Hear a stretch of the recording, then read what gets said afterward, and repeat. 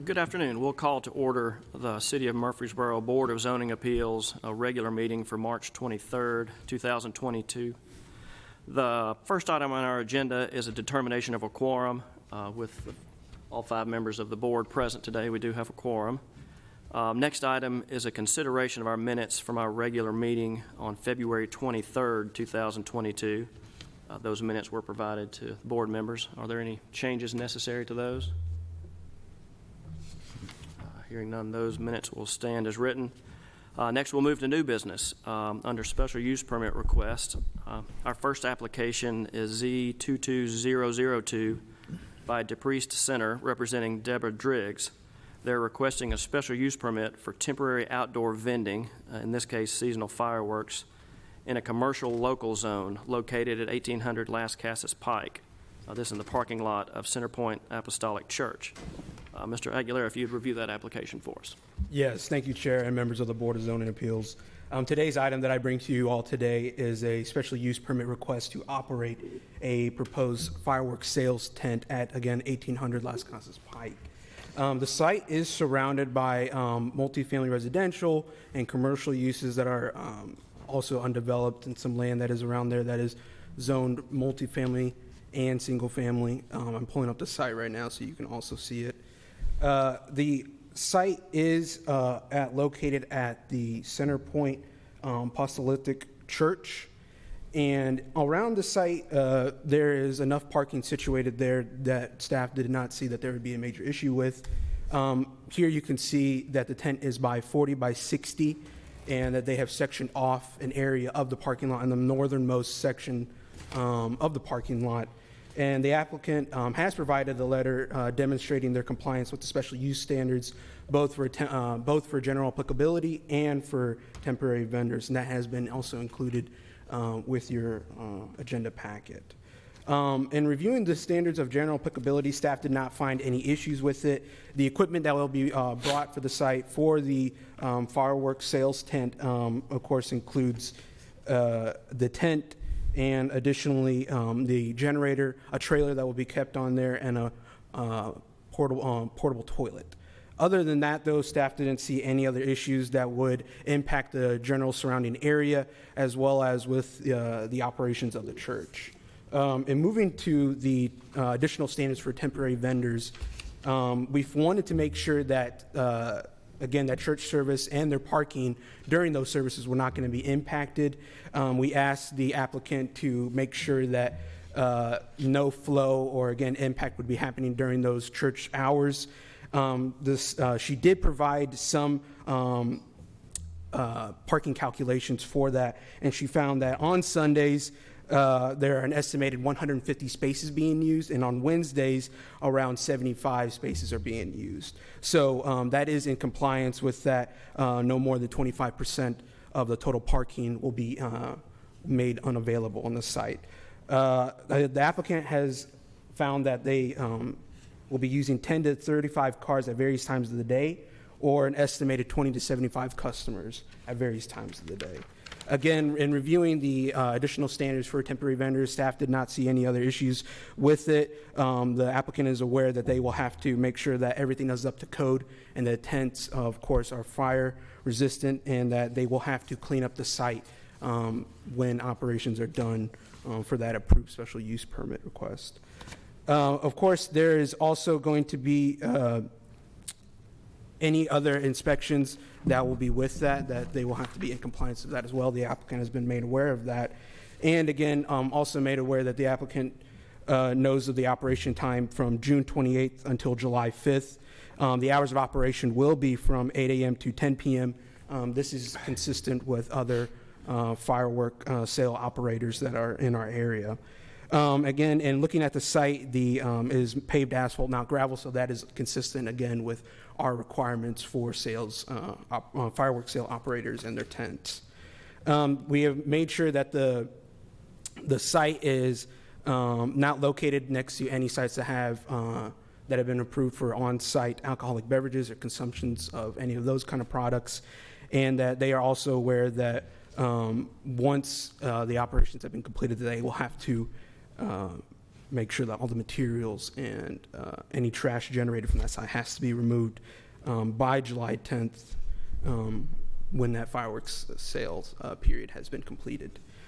Again, in reviewing the application for this, staff has believed that there is no conflict with our standards, and that seems to be compliance.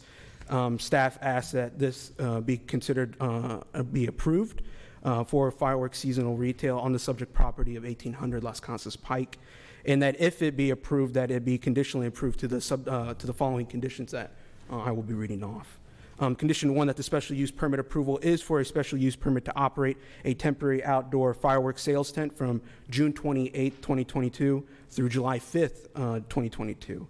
The second condition, that the sales period for fireworks is from June 28, 2022 through July 5th, 2022, and the activity associated with the fireworks seasonal retailer shall not be located on the property prior to June 28, 2022, and all materials, including the tent, garbage, generator, portable toilet, and other specified equipment shall be removed from the lot on or before July 10th of 2022.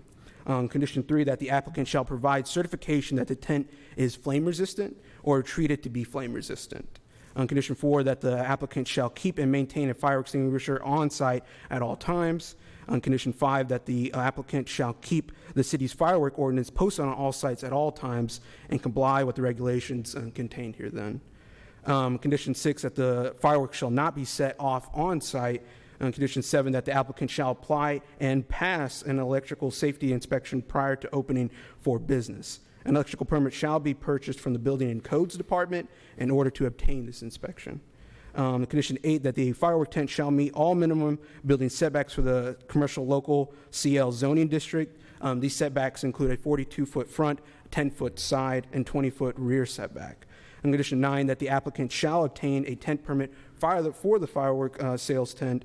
And condition 10, that the applicant shall post a certificate to operate issued by the planning department after passing all required inspections to operate a temporary firework vending operation. And then lastly, the condition 11, that no portion of the seasonal fireworks sales operation shall be permitted on the portion of the property zoned RM16. It's not shown on this site plan, but it is split between CL and RM16 zoning. So we have asked that the applicant stay on the side, again, on the northernmost part of the section of the parking lot, which is in the CL district. I'm here for any questions that you may have. I believe Ms. Driggs was unavailable. She did not respond to my email. But I am here for any questions that you may have. And just one correction real quick on condition number 2. The last two dates there should be June 22nd and July 10th. Okay, and then the second should end on the 10th? Correct. Well. And then the no activity associated shall be on the site before June 22nd. July 28th is the first day they can sell. June 22nd is the first day that they can begin setting up. Okay. Thanks for pointing that out. I was wondering how they were going to get it all set up so quickly and take it down so quickly. Sure thing. Go ahead. I've dealt with this at my house one time. So is the city going to allow fireworks to be shot off on the 5th? Because it sounds like they're going to be able to sell it through the 5th. I believe that city code, and I'd have to double check this, it's been a while since I've looked at it, but I believe that city code allows it to go until the 5th. Meaning the day after? I think so, okay. but I'm not positive on that, Mr. Halliburton. Okay. Because we had an officer visit us one time the day after. That's the reason why I bring it up. I hear lots of fireworks on other days in my neighborhood. Yeah. Any further questions for staff? Mr. Halliburton, just to follow up on that, Section 12-27, seasonal use of fireworks in the city code, does say that they can be shot off on July 5th. Okay. Maybe it was the 6th when we were doing PSA for Yes, our exactly. watchers today. If it's 12:01 a.m. on the 6th, Yeah. you're too late. Okay. Any further questions for staff? I guess with the applicant not here, we'll move on to the public hearing. If there's anyone present wishing to speak for or against this application, if you'd come up and give us your name and address and any comments you might have. Seeing none, we'll declare the public hearing closed and open the floor for any further discussion or a motion. I'll move to approve, subject to staff comments as corrected by Mr. Blumley. Second. Have a motion and a second. Any further discussion? If not, all in favor say aye. Aye. Any opposed? That application's been approved. Next, we'll move on to application Z22003 by Mtcs, represented by Matt Taylor of SEC. They're requesting a special use permit for a building addition to an existing institutional group assembly use, in this case, Middle Tennessee Christian School, in a single-family residential RS-15 zone. This is for property located at 100 East MTCS Road. Before I hand it off to Mr. Aguilera, I was going to mention that I have a son that's attended MTCS, so I will abstain from the discussion and the voting of this, but I'll help with the application. So, Mr. Aguilera. Yes, thank you, Chair Young. The second item that I bring for you all and for your consideration for approval is another special use permit request for a proposed addition to MTCS. I would also like to correct in our staff, the report that was given to you for your agenda. Mr. Matt Taylor let me know that there is a typo with one of the classrooms being proposed for this. So I'm going to read that off and then make sure again that the proposed additions are corrected for the record. We have here a request for a building addition, a 23,551 square foot addition onto the existing gymnasium for an additional 24 classrooms. The total will be brought up to 58, but it would be for 24 classrooms. And for modifications to create a pedestrian plaza with wall pack lighting and landscaping and modifications to the parking lot areas. MTCS is a private school, for kindergartens and grades K through 12.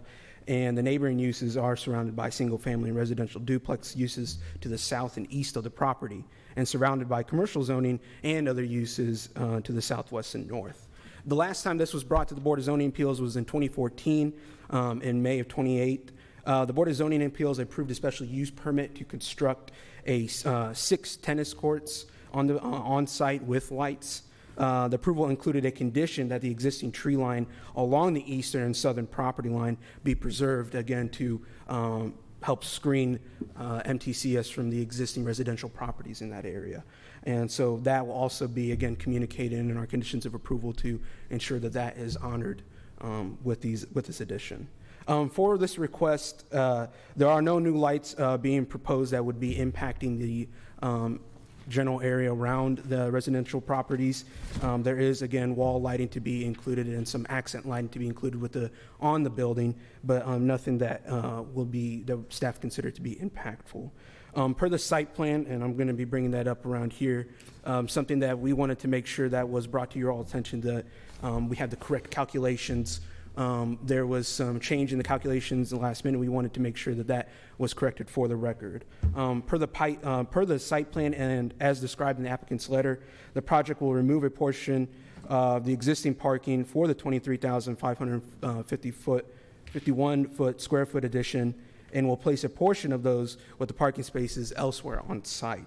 The total parking is proposed for the site is 229 spaces, plus 9 ADA accessible spaces, and the total, which is compliant with the total parking per chart 4 of the parking in our off-street parking in our zoning ordinance.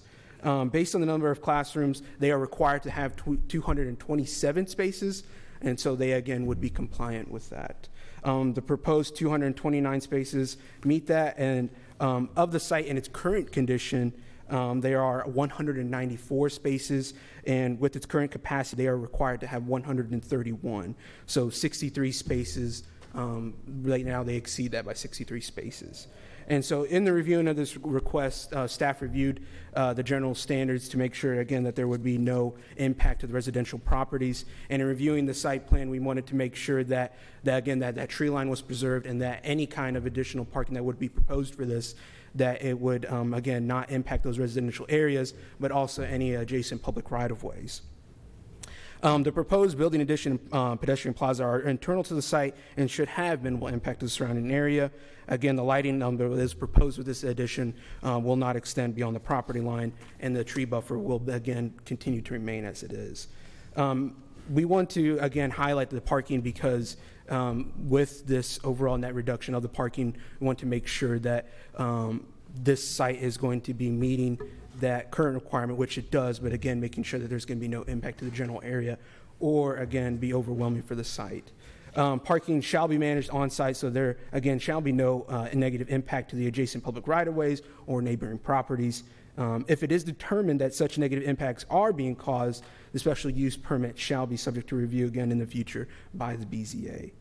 And again, continuing on with the standards of general applicability, we believe that the site is going to be adequately served by the proposed parking, and that the current facilities such as sanitary sewer and water are sufficient, and previous work to the site has been extended, and electrical service by MTEMC will continue to be service on this site.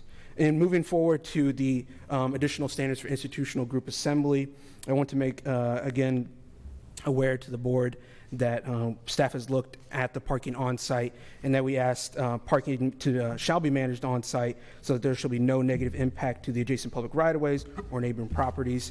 If it is determined that such negative impacts are caused, that the special use permit shall be subject to review again in the future by the BZA. Around the site, again, we wanted to make sure that this was being contained on site, and that the lighting proposed here would be minimal and to not impact the adjacent properties. There are no new recreational areas proposed with this site, and any solid waste that is going to be generated will continue to be handled via the existing dumpster that is on site, located on the western portion of the property. And I wanted to, again, discuss standard number 6, again, which discusses the parking. I wanted to call your attention to that, just to, again, for the record, make sure we have the correct parking calculations proposed with this site. So I'm looking at standard number 6 of the institutional group assembly, those additional standards.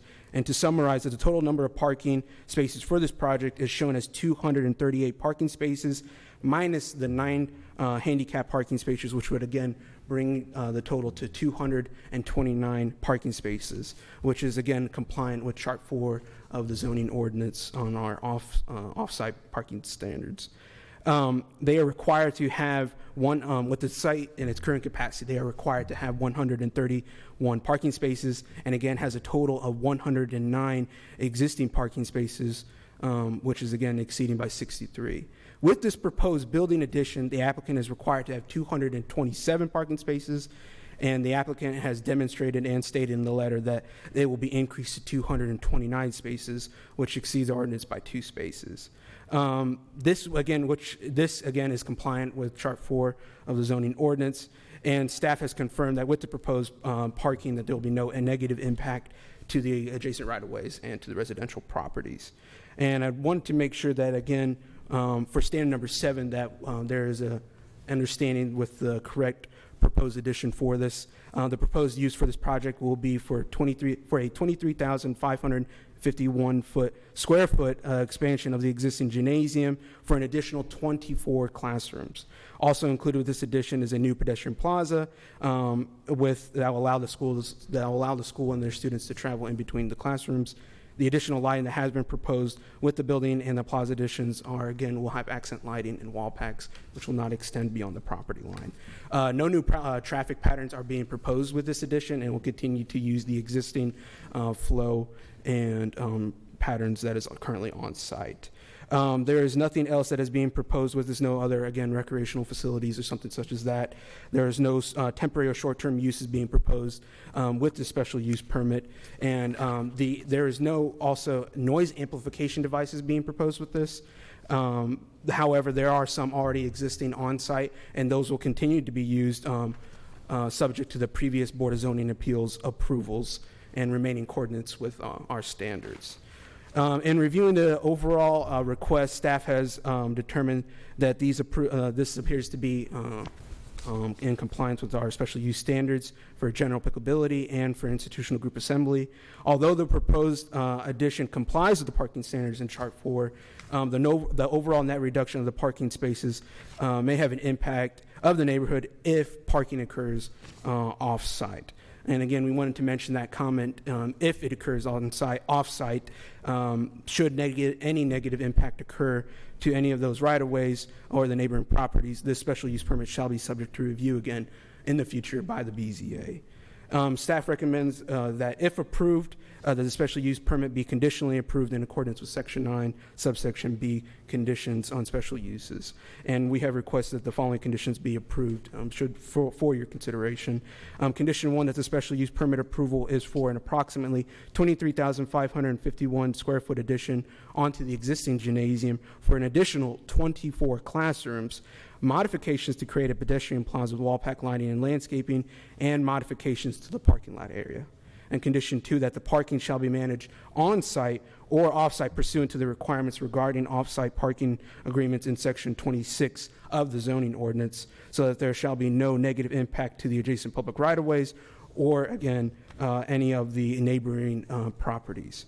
If it is determined that such negative impacts are occurring as determined by the planning director, the special use permit shall be subject to review by the BZA, at which time the BZA may require additional parking on-site or off-site pursuant to the requirements regarding off-site parking agreements in Section 26.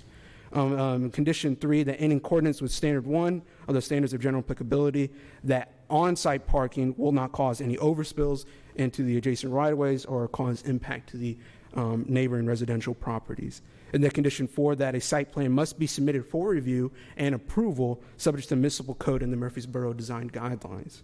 And condition 5, that this special use permit approval shall include, by this reference, all previous conditions of approval for the operation of the assembly school use on the subject property, included but not limiting to the retaining and protecting the existing tree line along the eastern and southern property lines that we discussed earlier, that was approved back in May of 28 of 2014. I am here with for any questions that you may have, and Matt Taylor is also here as well with FCC. So do you guys have any questions about the site? Thank you. Thank you. Any questions for staff at this point? No, sir. Mr. Taylor, anything you'd like to add to the application? Matt Taylor from SEC. I've also got the architects and the applicant here as well. I did want to clarify, we did have an error on the plan on the square footage. That was just the footprint, and it's a two-story addition, so that should be a 47,102. Didn't realize that until I was talking to the architect just now, so I did want to clarify that. Number of classrooms stays the same as in the application, but we did want to get that on the record. So I'll be happy to answer any other questions that you've got. So there's over 40,000 square feet because it's 2 stories, Yes, ma'am. but there's also the change on our end that we're going to have 24 classrooms instead of 58 classrooms. Yeah. Is only the first story being built right now, or both stories? No, it was just, we had it probably worded poorly. 58 was the total, 24 is what we're adding. And so, Okay. and we just didn't catch that whenever I read the staff report at the end of last week. Okay. And so square footage doesn't dictate parking, classrooms dictate parking. Number of students and classrooms Okay. dictate the parking. And we do have, and have always had, kind of an informal relationship with or agreement with the church to the north that parking can spill over there. And we are going to formalize that. I actually sent a draft to staff earlier today to go ahead and get that formalized with this new project. With like special events and so forth, or? Yeah, and you'll actually see, for instance, if you go down to where the baseball and the football facilities are, there's basically no parking at that end of the campus. And so they heavily rely on the church's parking there. And then even in the afternoons during some pickup times or dismissals, you'll see some parents that park at the school or at the church today and let their kid walk over to them. So there's some of that already going on in the younger grades. So I understand, so it's a 2-story building, Yes, sir. and instead of 23,551, what did you say the square footage was going to be? Approximately 47,102. So a straight 47. double. Yes, sir. And we actually included some elevations and renderings in your packet, so you can see that two-story option there as well.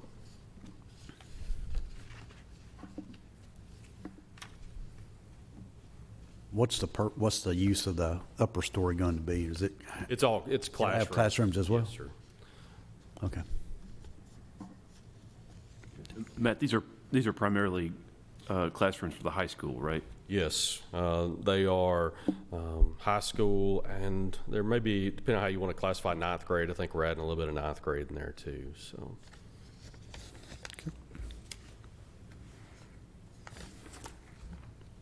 What are these, what is this field to the,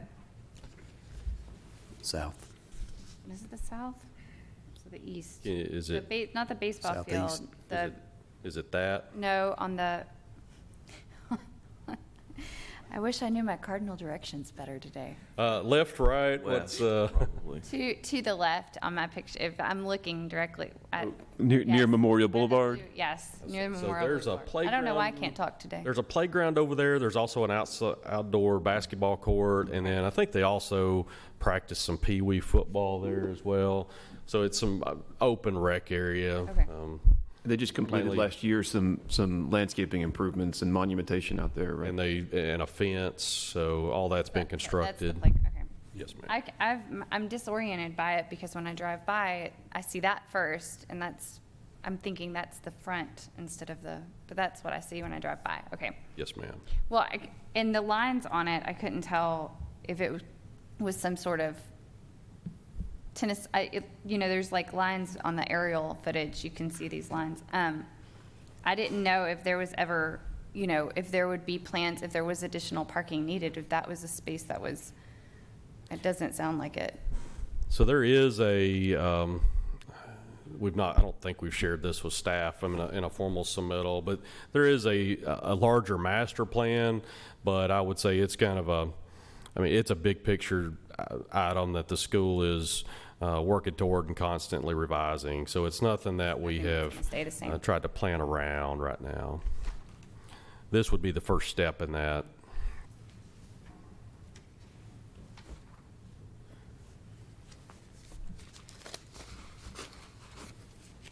Anything else for Mr. Taylor? Thank you. Appreciate your help. This time we'll conduct a public hearing. If there's anyone present wishing to speak for or against this application, if you'd come forward. Seeing none, we'll close the public hearing and open the floor for any further discussion or a motion.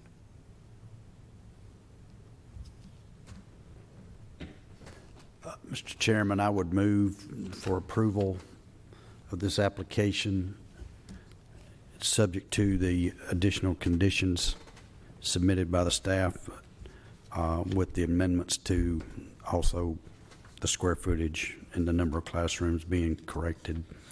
It appears to me that it complies with all of the standards required and the regulations for a special use permit. Go ahead, Misty, I'm sorry. Oh, go ahead. I'll second it. All right, I have a motion and a second. Any further discussion? If not, all in favor say aye. Aye. Any opposed? There are none. So that application's been approved. Next, we'll move to application Z22004 by Mr. Matt Taylor of SEC on behalf of Matt Bowers Auto Group. They're requesting a special use permit for motor vehicle sales in a commercial highway zone for property located at the northeast intersection of Warrior Drive and New Salem Highway. Mr. Barbie, if you'd review this one for us. Good afternoon, Mr. Young and members of the Murfreesboro Board of Zoning Appeals.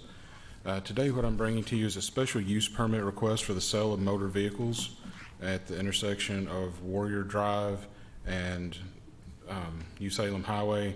As you can see on your screen, it's kind of wedged between I-24, New Salem, and Warrior, and this is going to be the top area closest to the on-ramp. If you can kind of see where my air pointer is at here, kind of gives you a general idea of where it'll be.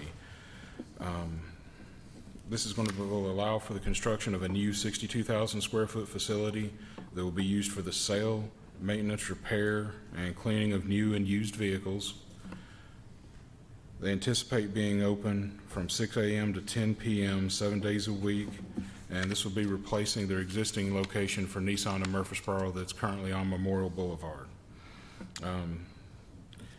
Total acreage is 6.95 acres. It's currently zoned CH. Properties to the west along New Salem Highway are zoned light industrial. Currently consists of businesses such as U-Haul, Costco, and there's also a racetrack, gas station, and convenience store. On the other side, on the south side of the property, it's currently developed with a speedway, Splashy's Car Wash, and a multi-tenant building.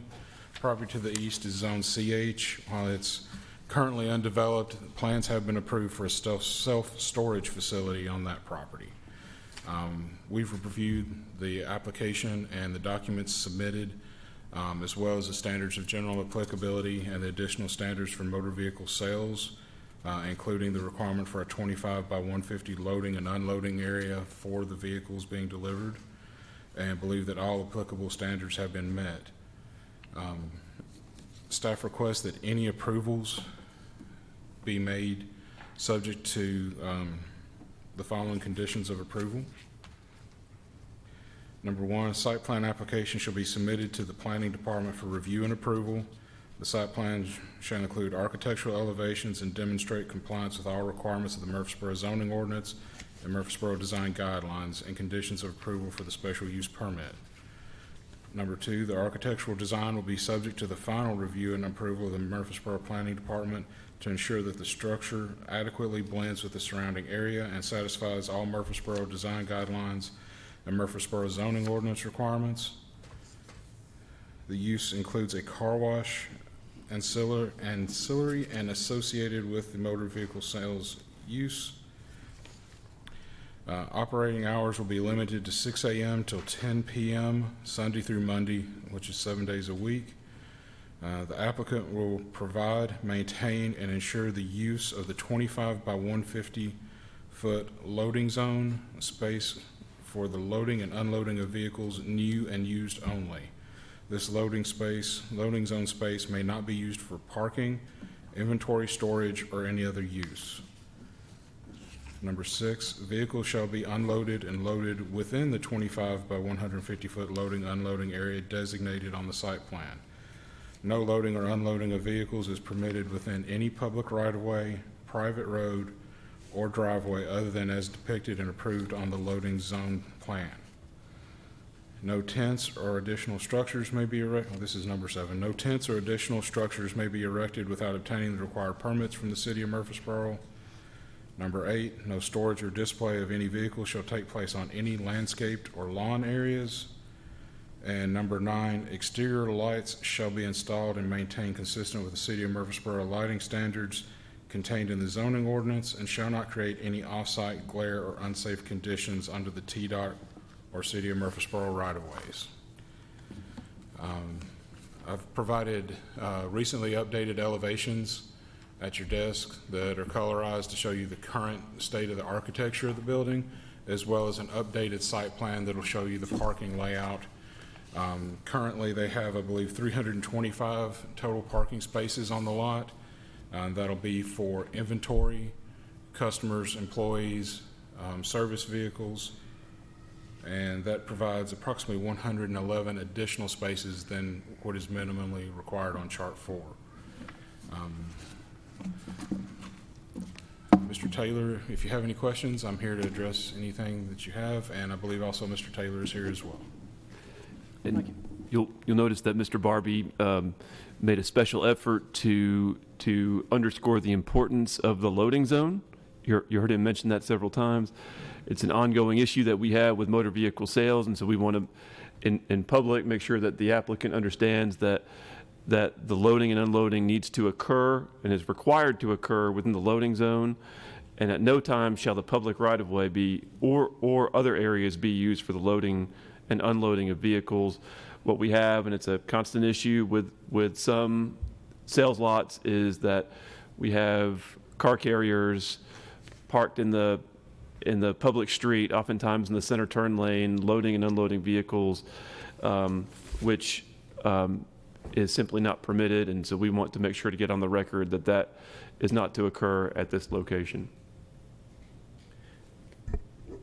The comment with respects to displaying vehicles in the landscaped area, that's kind of is that site-specific? Is that a new thing? Because we see that from time to time at these other lots. I honestly was glad to hear it, because I was going to bring it up, but you mentioned it. But is that new, or? It is not new. Okay. The green space areas on the lots that have been approved, I believe since at least 2000, are there for landscape, either open space areas, sometimes formal open space areas. They're not provided for the storage of equipment, machinery, or inventory.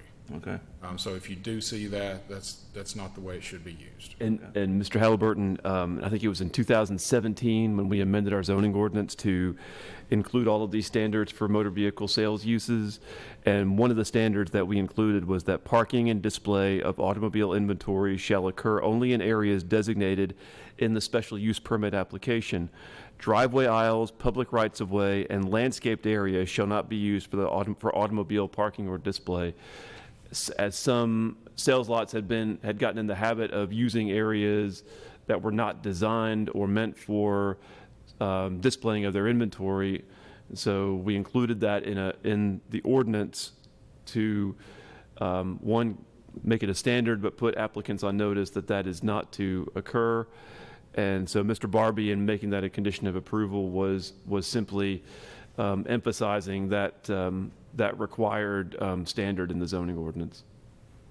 Because in this case, since it's so far back off of Warrior Drive, I could conceive that they may want to have a vehicle at the entrance of Warrior Drive, but that's not the only way they would be able to do that, is if they parked it in one of these, once these lots were developed, but would not be able to do it at the entrance on the lawn.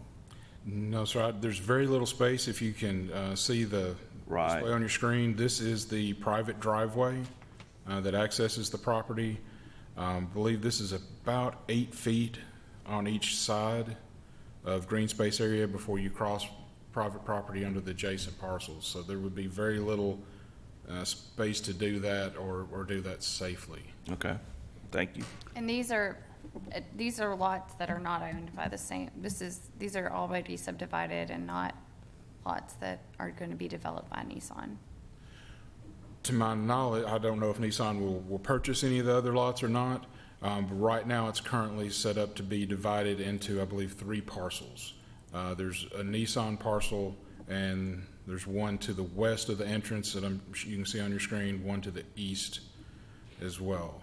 It may be further subdivided once they find end users, but at this point, that's kind of our expectation. There's been a preliminary plat approved for this property, Okay. and the owner of the property is looking to subdivide the property and sell the the large lot, the back portion, as Mr. Barbie that mentioned, that borders the interstate to Nissan, so that they can develop the site. And I believe, I don't know, Mr. Taylor may be able to tell us if they've got any potential buyers for the out parcels along Warrior Drive.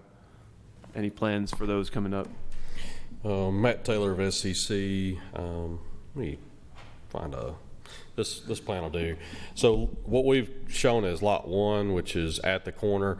They do not have any definitive plans there. They had a convenience store, gas station interested before. That contract is fallen through. They do have on this side of lot 2 a fast food drive-through type user that will take up approximately half of that area. And I think they've got something working on the other half. I don't know that particular user, but none of these other parcels, I've not heard any discussion of Nissan pursuing those either. I think Nissan is satisfied with the almost 7 acres that they have under this application. I got a couple of questions, maybe 3 questions. So first question, there's the entrance between track 1, track 2. Is that where the unloading is going to occur?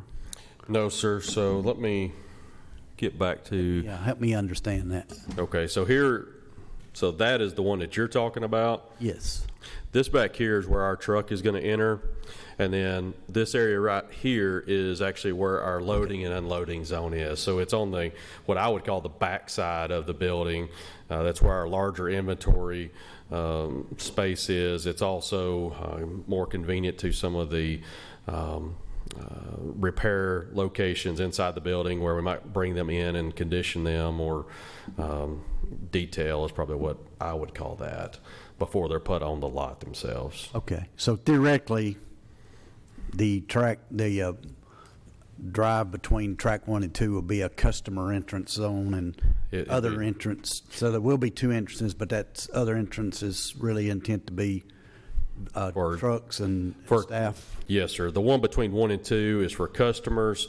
These drives are also private access easements, and so that's where Lot 1 and Lot 2 will get access from as well. Right. And then our trucks will come in this eastern entrance. Lot 2 will also have access to that entrance, but that's where we envision our trucks coming in of and out of as well. Okay, you've answered some of those questions. My last question, underground detention there by that unloading, offloading, Yes, sir. is that going to be storing petroleum products and other environmental type products, or is this water retention or what? Water retention. It's storm water. And Stormwater. so you can see we did not leave any open space here. They obviously want to maximize the land for the sale of cars, how they generate their income. And so that would be the underground detention. Okay. Thank you. Yes, sir. Any further questions for Mr. Taylor or staff? Thank you. I think we're done. Thank you. This time, we'll conduct a public hearing. Is there anyone present wishing to speak for or against this application? If you'd come forward. Seeing none, we'll close the public hearing and open the floor for any further discussion or motion.